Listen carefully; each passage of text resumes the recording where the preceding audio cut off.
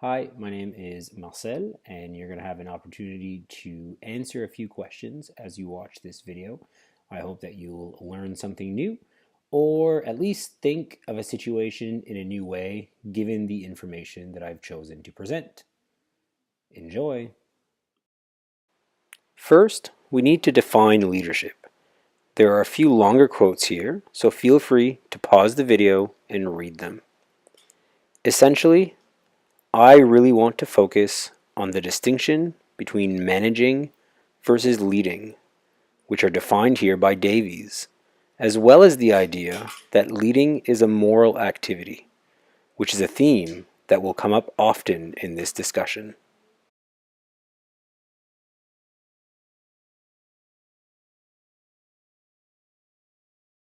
Here we see Seurat's 5 levels of ethical enactment. What is important to note is that each level includes all previous levels. So for example, when a leader is behaving in a way that is ethical as an educational administrator, it is presumed that he or she is also considering the intrinsic humanity of people when making decisions. I will let you read the highlights of each level. Feel free to pause the video if you need more time.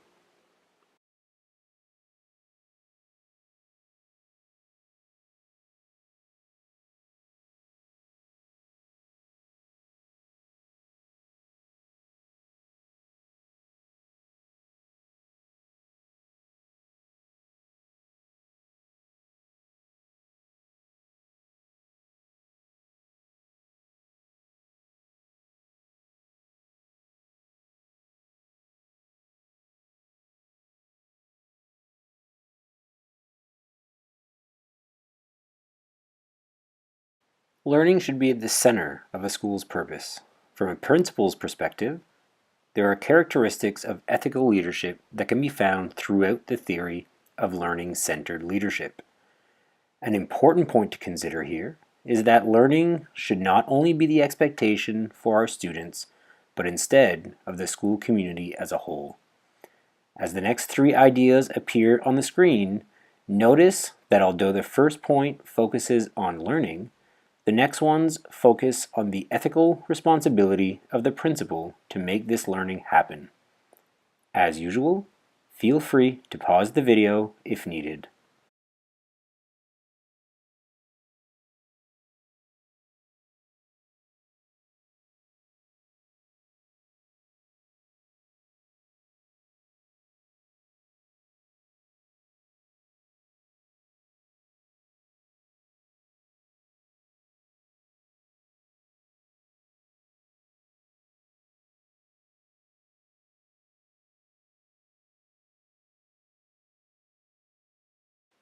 To finish, I'll present you with a few case studies, but really more some situations that I've been thinking about in relation to ethical and learning-centered leadership.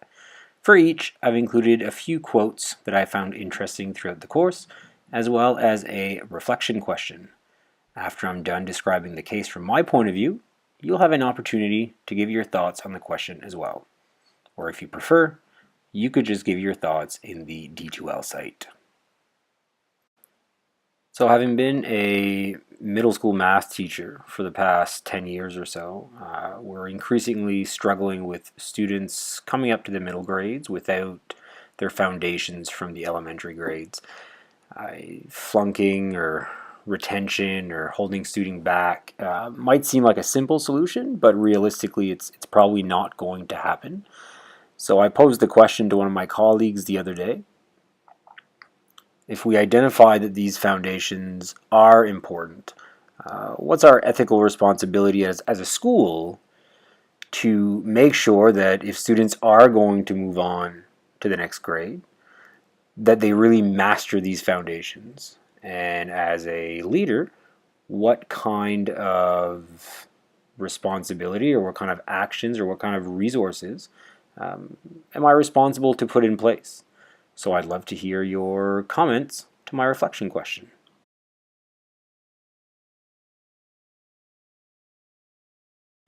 So my second case study is around teacher turnover, specifically teachers transitioning throughout the year, so classrooms or students having multiple teachers over the course of the year. This is a situation that I've seen a few times, and as you can see by the quotes, it can have really detrimental effects for student learning. So my question here is simply to get some ideas, to steal some ideas, some examples of systemic processes or procedures that some schools might have in order to alleviate the effects of teacher turnover. There are lots of valid reasons why new teachers come into the classroom, but I think it's important to have a systemic plan in place that respects our responsibility to our students.